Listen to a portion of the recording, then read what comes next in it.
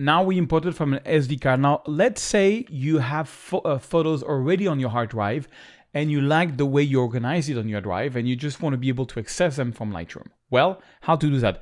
Let me show you an example. Here I am on my desktop and I got a folder called Paris with a whole bunch of photos. Even some of them have been retouched. It's there. Now, let's talk for a second about how to organize photo. I have a system I've been doing for 15 years, which works pretty well, which is I have this folder called Photo La Totale, which means basically all my photos. And then under Photo La Totale, where there is all my photos, you have like, for example, Paris. And under Paris, I have, like Le Marais. And then under Le Marais, I have like June 2010 when I shot June 2010. Or, Montmartre. And then I have like June 2010, June 2010-2, November 2011. That's how I structure my photo.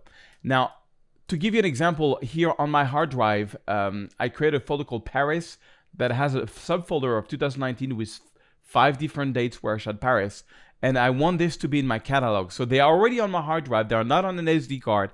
And I want them on my hard drive. Now, I had to restart the Lightroom. That's why it looks a little weird there. Don't worry about it. But this is how it goes.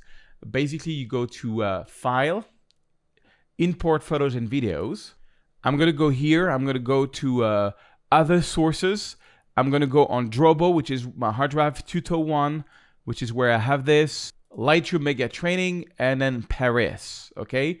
And I'm just going to click on Choose. And I'm going to say not Move, but I'm going to say Add. Add means you stay where you are. I just want to be referred into Lightroom, okay? So all these photos, you see, they're not into like my Lightroom. So I'm not going to change them. They're going to stay where they are. They're just going to be added to my catalog. So I'm going to click on Import. And it's going to import files at their current location.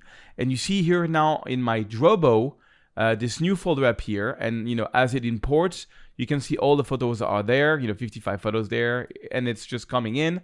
And so that's how you do it. It's very important to do that because this way you can access your photos through Lightroom and do your retouching and send them to Photoshop and do whatever you want, but to be able to access them. So again, that's a different way. I'm not importing from an SD card or an external source. They're already there. I'm just adding it to my catalog.